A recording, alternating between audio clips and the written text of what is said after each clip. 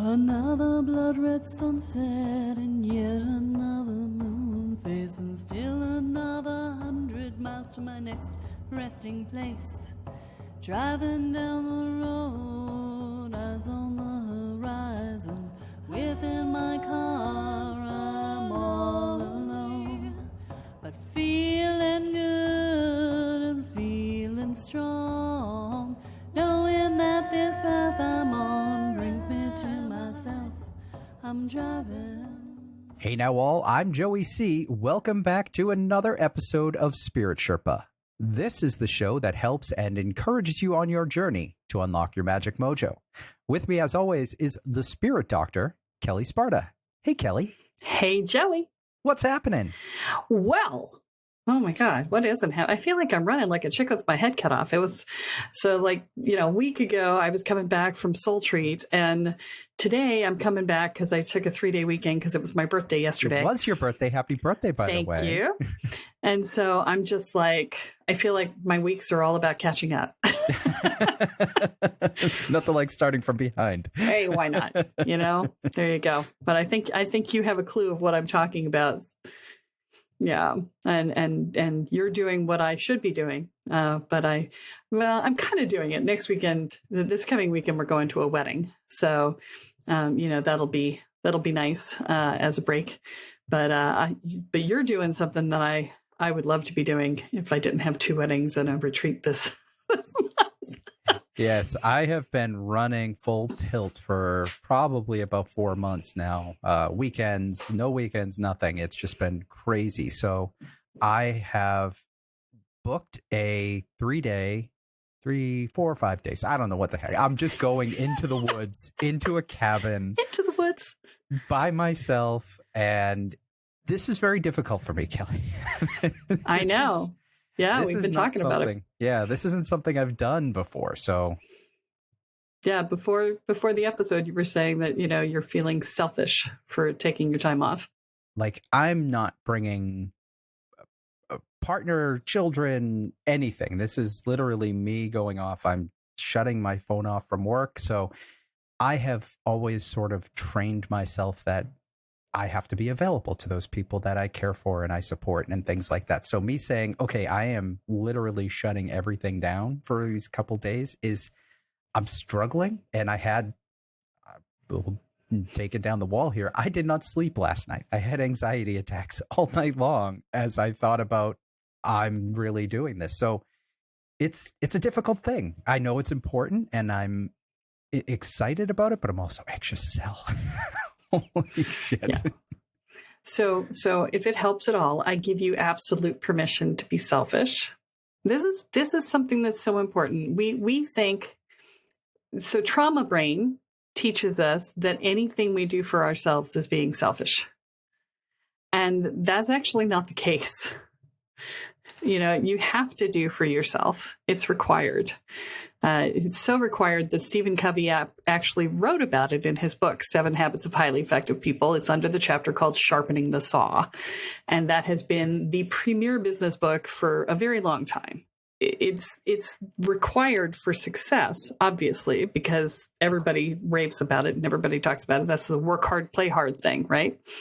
But the trauma brain says, no, I can't do anything for me. I don't matter. I can't count. If I do something for me, I'm taking away from someone else. And that's just patently not true. If you never do for you, then you're never the fullness of you. And then you're giving from your emptiness instead of from your overflow.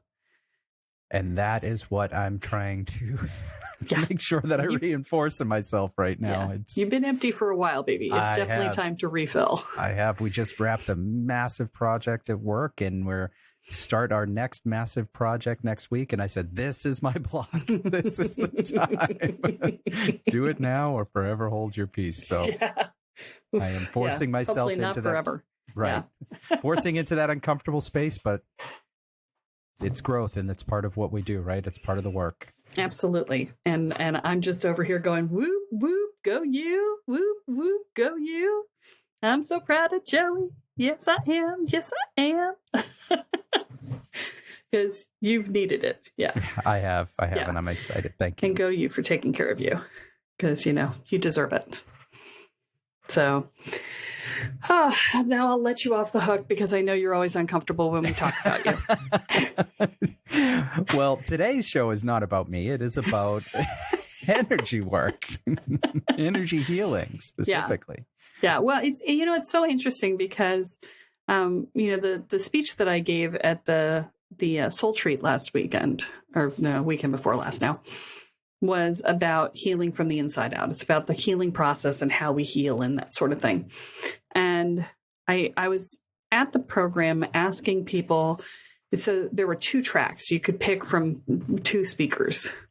And so there were two people talking at a given point in time. So I was asking people why they picked my presentation to come to, so that I had a sense of why they were in the room, right? Because I like to customize my stuff.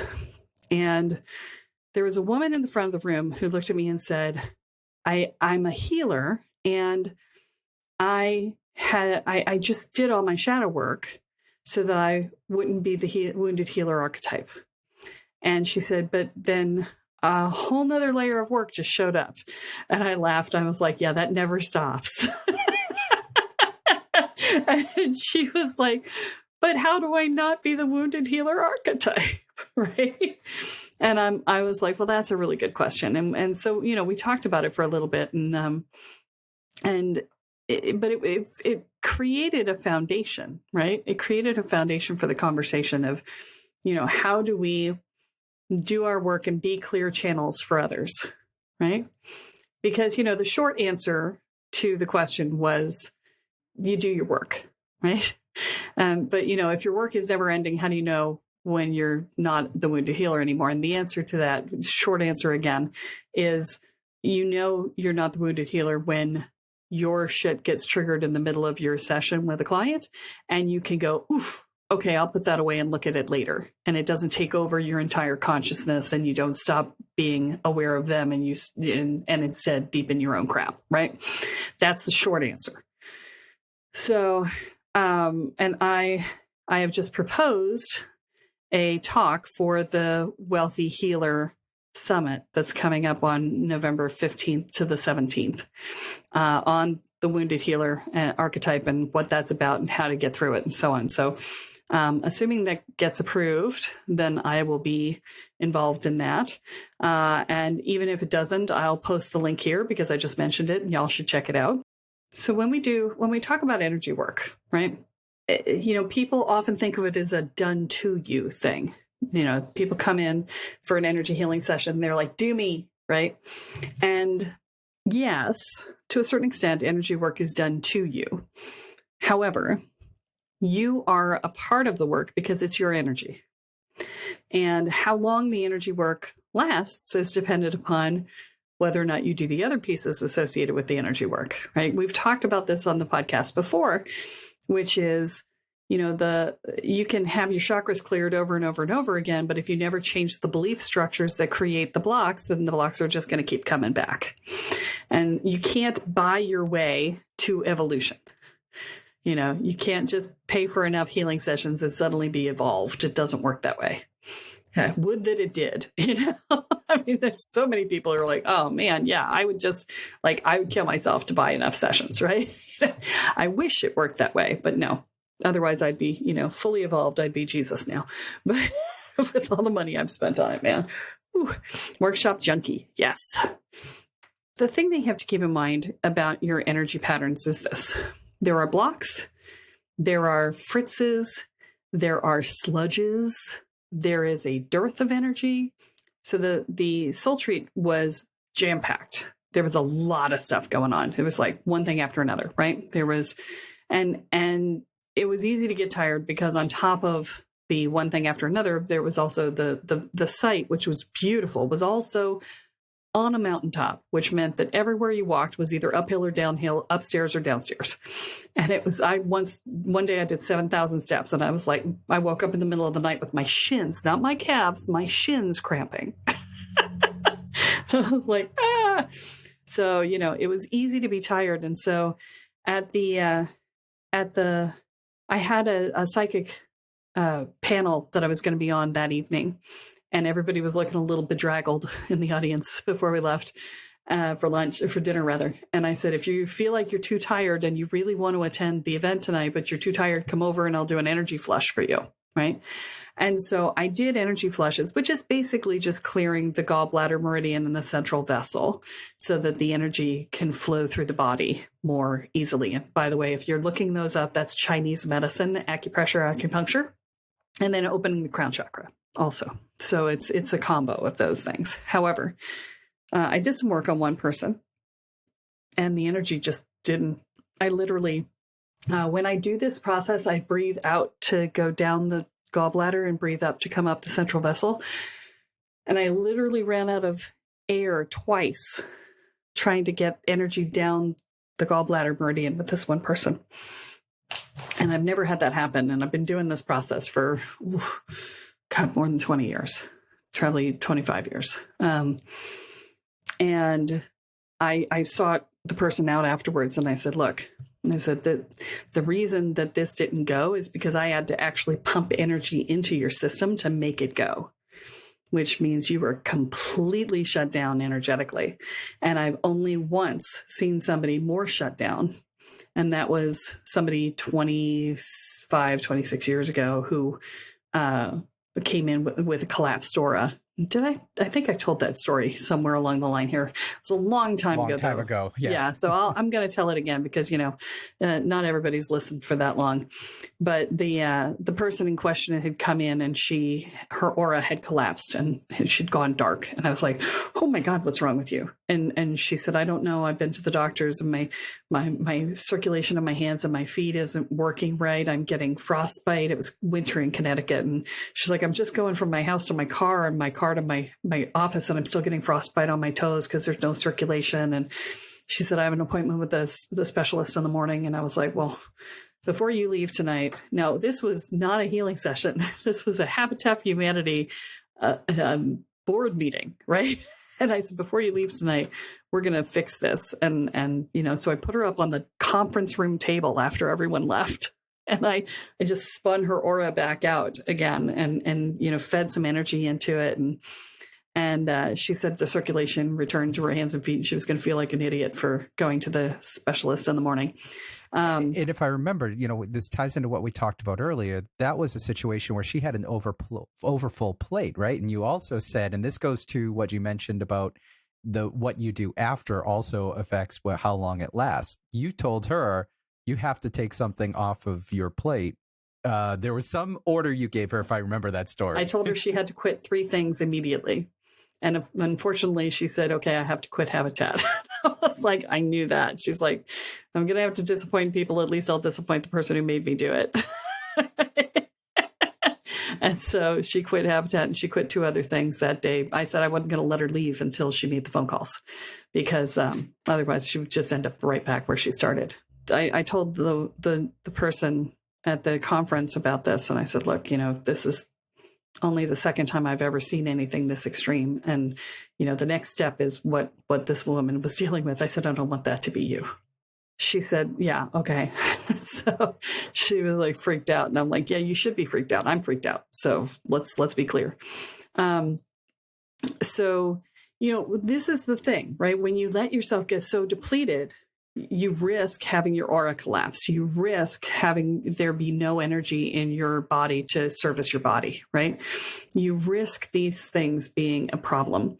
And you don't want to have that happen. And so it's super important. And I can't stress this enough. The world is fucking insane right now. I mean, just beyond insane. And it has been for we're going on 2 years. We're getting damn close to 2 years at this point. And it's exhausting. And I just saw a Facebook message from a friend in Boston who is taking a month off of work because she's completely depleted and she's been diagnosed with depression and she's doing an outpatient hospitalization process and whatever. And it's just, there's all of this stuff going on. And my husband took a month off last year, and I've been taking a lot of time off. Okay. A lot. I mean, like a lot. I will take entire afternoons, entire days, because I just can't. I just can't. And so if you're feeling like you just can't, I get it. It's going around, and I want you to know you're not alone. I mean, Joey's going away for his retreat. My friend is doing her month off. We've been taking a lot of downtime. I mean, it is so important to do less, to be still more. Somebody at the retreat asked, how do I get more done? How do I deal with not having things done at the end of my day? How do I deal with that as far as, goal setting and whatever? And I said, do less, put less on your plate. And she's like, what? I'm like, it's not about getting more done. It's about expecting less of yourself. I said, honestly, you already do too much. And the level of insanity that you were doing before you came into the pandemic was too much. And now it's even way too much. And so, expect less of yourself. You have more on your plate. You're dealing with an active trauma. You're not going to get as much done as you're used to getting done. And you need to just reset your expectations for a slower pace of life. And I have to say that I really think if you look at the 2012 calendar, the Mayan calendar, right? 2012 was the end of that particular calendar, right? And if you look at the Mayan belief structure, they say that life speeds up exponentially as you come up to that. And then it comes back down again. It starts to slow back down again. But we live multiple lifetimes during the years coming into and coming out of that. And that I truly think the pandemic is part of the, hey, yo, wake up, we're slowing down process, right? I really do, because the insanity level that we were at was not sustainable. And, we're seeing that in spades now as the pandemic continues. And so it's more important than ever to do good self-care, right? So none of that, however, is what the title of this episode is. And so I do want to get to that. But the fact is that energy work is, if you have sludginess, right, in your energy, it's because there's a lot of stuck energy, which is often stuck emotions, right? Occasionally it's, just exhaustion that we haven't moved. It's, depression. It's any sort of heavy sort of energy, right? That can be moved. If it's emotions you haven't dealt with, you have to process the emotions. If it's depression and exhaustion, that can be moved by an energy healer. And most of the time it'll go away and not come back unless the depression is chronic, right?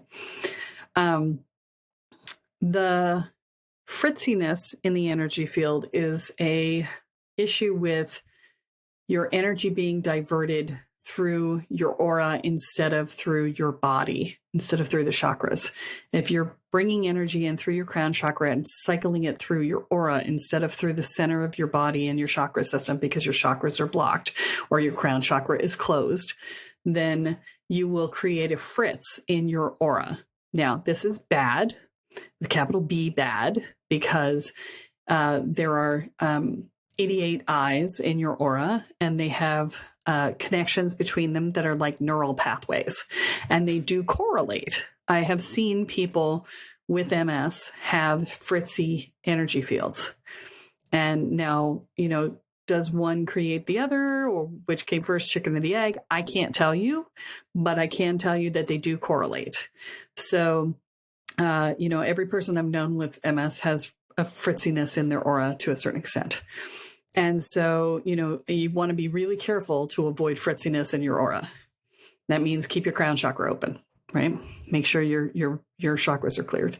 Now, blocks are one of those things that some of them are ready to go sometimes, and many of them aren't. And it's an evolutionary process. And before you say, I want to get rid of all my blocks, well, I know, but you're not going to. So suck it up, right? The fact is that we get through all of the blocks in a level. The level goes away. The next level comes up. There's new blocks. Yay. Happy joy. Deeper level to do. So again, back to that, don't have a goal, right? I'm going to say that until I'm blue in the face or until you pass out, but from your ears bleeding from me saying it, because the goal is the antithesis of evolution. So as we're going through, so there are ways to clear energy, right? The energy can be cleared through a direct manipulation, which is, an energy healer going in and doing energy work in the system and pulling things out and moving things around and whatever. And you can do that either in person or virtually. It doesn't really matter. Energy doesn't have a distance. Time and space are all an illusion anyway. Or you can do it through sound. And sound literally uses the sounds to break up the energy patterns in the field. And so, for instance, we're doing a sound healing coming up in the next episode or two. I can't remember exactly when, but soon. We've done them in the past. So if you've listened to one of the sound healings, you've had the experience of having that happen. It is next week's episode, by the way. It's next week's episode. Yep. Okay. So when I do the sound healing, there are two things that I'm doing. One is I am processing emotions that are stuck in the field. And so if you hear me wailing or crying or, the coughing or, any of the sort of, sometimes I'm laughing, right? So sometimes if I'm laughing, I'm often putting joy into the field. If I am, wailing or sounding sad or something like that, then I'm processing emotions that are stuck in the field, right?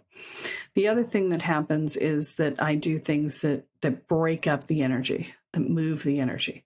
The tones that you hear, if you hear stutters in the tones, like, that sort of thing, or I have to clear my throat or I have to do something like that, that's because there's stuckness in the energy field. And I just keep doing it over and over again until the stuckness clears, right?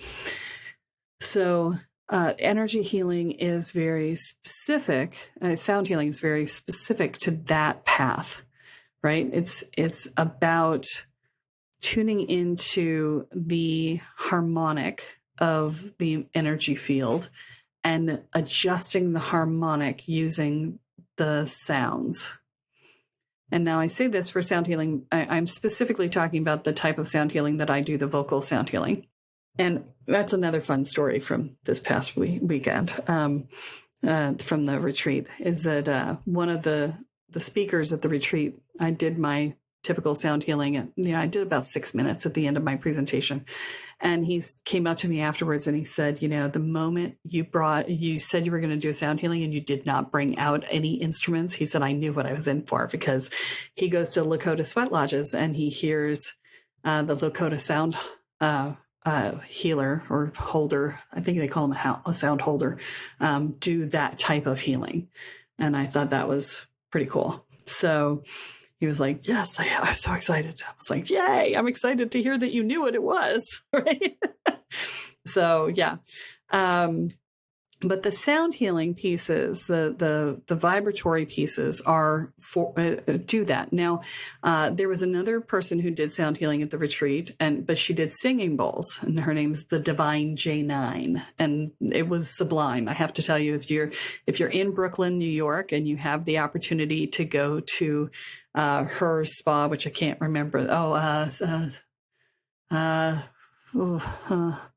Nope, Mind Body Salt. There it is, Mind Body Salt. I knew I'd come up with it. It'll be in I'll link it in the show notes too. So, or rather Joey will, because he does that. But if you have a chance to go to Mind Body Salt, which is her spa in Brooklyn, please do. If you have an opportunity to do a sound healing with her, it was really lovely. And she took me places, and I came in physically feeling in pain because of all the walking and all of the, my body was being pushed past where it's used to being with all of that. And I left with no pain at all. And I was just like physical pain. And I was like, wow, I was impressed. And energetically, I felt refreshed and I felt renewed. And there was all sorts of loveliness that went along with that. But so if you're in Brooklyn, please do. Anyway, when you're doing singing bowls, which is what she was using, right? The crystal singing bowls. What that's doing is it's literally activating the sounds of specific chakras. Each singing bowl is aligned to a chakra. Okay. And so it is bringing the chakras into harmony rather than clearing the stuff that's not the chakras, right? And so it's two different sides of the same coin, right? And so, these are, tuning forks, very similar sort of thing to the singing bowls. Anything along those lines is going to be similar. And what you're doing is you're bringing your body into harmony, right?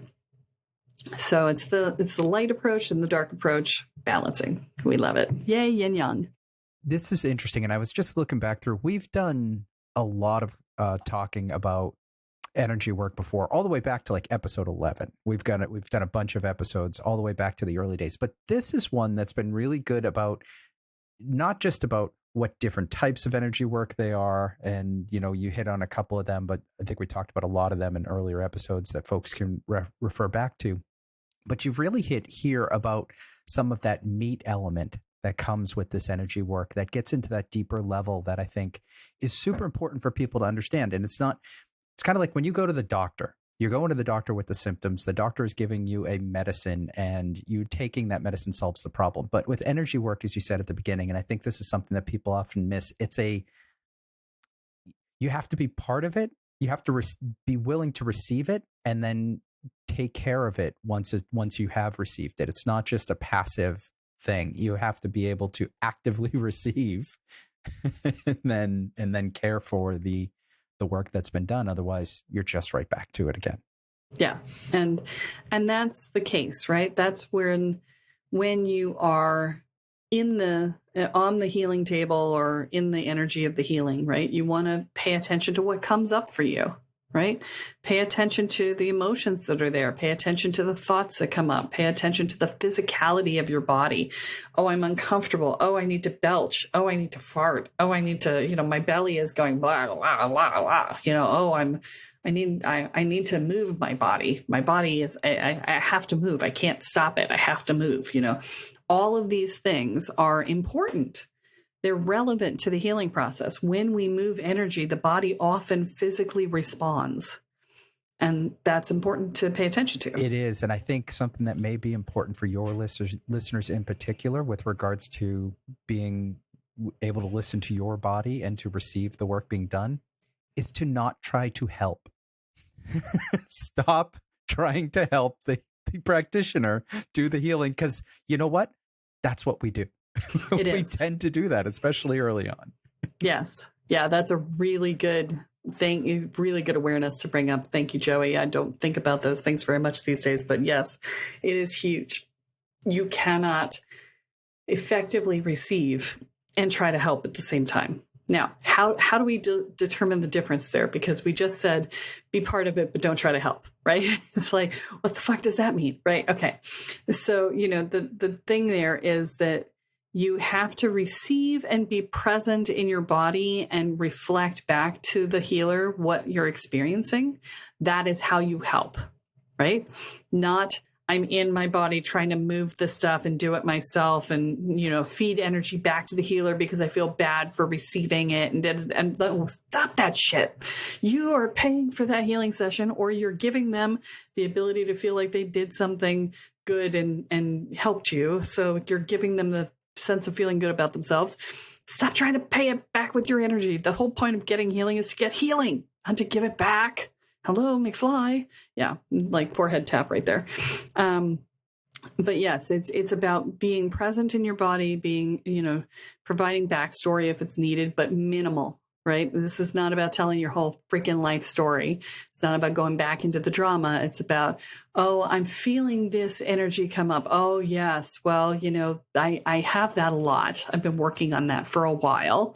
Yes, that's relevant. And it's about my mom. That's all you really need to say. You don't need a lot, right? You don't go into your story on the table. That's just going to pull your energy back down into the muck, right? But do acknowledge and say, yes, I know what that's about. Yes, it does need to be moved. Yes, I give you permission to remove it, because that's part of the process. And being willing to hold and be with that is important as well, because when the shift comes, and you feel lighter, if that doesn't feel normal to you, you will lean back into and try and find ways to make you feel heavier, because that's your comfort zone. So you have to be aware of that. You will go out and find drama to invest in so that you can drag your energy down, right? So be aware that when you do this, you are at a higher vibration, and your job is to maintain that vibration to get the most out of the healing. So, clear some space afterwards so it has a chance to integrate before you go back into your world. Well, this is fantastic. I think we've hit on all of the good things that we're going to get into this episode anymore. We're moving into advanced land. Yeah. Is there any sort of things that you want to impress upon people before we move into the Kellyism? Well, I do want to say this. So first off, I want to say that if you're looking to be able to do more work and hold more work, then doing your inner work is necessary to do that. And, we talk about the Inner Peace program all the time. And, I'm going to mention it again in case you're new here. And if you are new here, welcome to the episode, and go back and start at the beginning, because you'll learn a lot more if you start at the beginning. But the Inner Peace program, and I want to tell you guys that there's been an evolution in how we're doing this. I am offering monthly payments, and they are affordable. And I'm setting it up so that you can not only come into the program, but continue on forward at the same monthly payment going forward. So if this is something you're interested in, please do come and check it out. The Inner Peace program is going to get you to the emotional safety that you need in order to be able to grow effectively.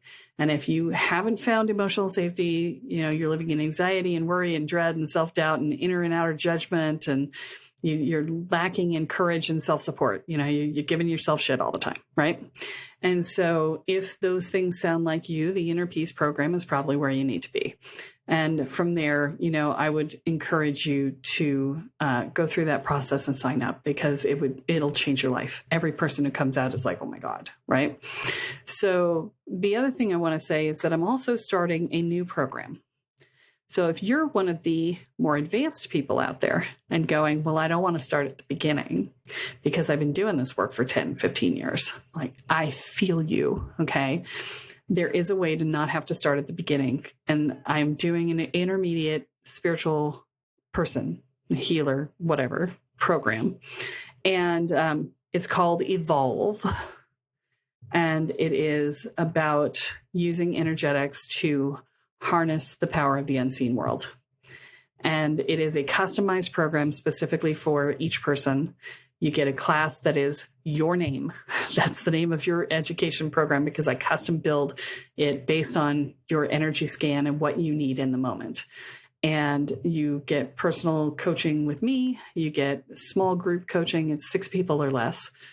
And we're doing quarterly mini retreats. And I say mini retreats because there's 6 people, so it's a small group, and it's a weekend. So 4 weekend retreats are included in that. So, I'm also doing monthly healing on you, and I'm also doing, checking your wards and your shields. And if you don't have them, then I'll help you put them up. Wow. This is a serious program. It's a serious program. Yeah. We are diving deep, and it's an apprenticeship. Effectively, it's a mentorship, right? So, when you come in, that's what it's about. And so if you're one of the more advanced people and you've been looking for something that isn't going to make you start at the beginning to get your advanced level stuff, right? Then, this is the program for you. Yeah. All right. So with the Inner Peace program, they're going to go to your website, kellesparta.com. In the Work With Me section, there's online programs, and that's where they'll find Inner Peace. Under the Mystery School. Where do they get Evolve? I'm assuming that's not there yet, because it sounds really new. It is brand new. I am in the process of getting the sales page put up. So by the time this comes out, it may or may not be there. If it isn't there yet, then please email me at Kelle@kellesparta.com and let me know that you're interested, and I will get you set up. Or you can sign up for a discovery call on the homepage. And just say interested in the intermediate program, and in the Evolve program. and I will know that that's what we're going to talk about, and then we can talk about it from there, and I'll give you the details from there. I do have the details written up. I just don't have the sales page put up yet. So, yeah. All right. I think we're ready for a Kellyism, and then we're going to call it a wrap. Energy is the underpinning of everything in life. If you bring your energy into alignment with the world around you, there is nothing you can't do. Awesome. All right, Kelle. Well, thank you very much. I am off into the woods. Yay, into the woods to grandmother's house and home before dark. I am not coming home before dark. I'm going to stay there, but I will see you next week when we're back here again. All right, that is all that we have for this week. But be sure to join us next time as Kelle adds another chapter into your guide to energy, magic, and the spirit world. I'm Joey C., here with Kelle Sparta, and you have been listening to Spirit Sherpa. So long, everyone. Bye. Without condition, each mile I travel over 13,000 now. Spirit Sherpa is the sole property of Kelle Sparta Enterprises and is distributed under a Creative Commons BY-NC-ND 4.0 license. For more information about this licensing, please go to www.creativecommons.org. Any requests for deviations to this licensing should be sent to kelly@kellesparta.com. To sign up for or get more information on the programs, offerings, and services referenced in this episode, please go to www.kellesparta.com. This episode of Spirit Sherpa has been produced by Honu Voice Productions, with post-production by Christopher Wright. Into my home and my love and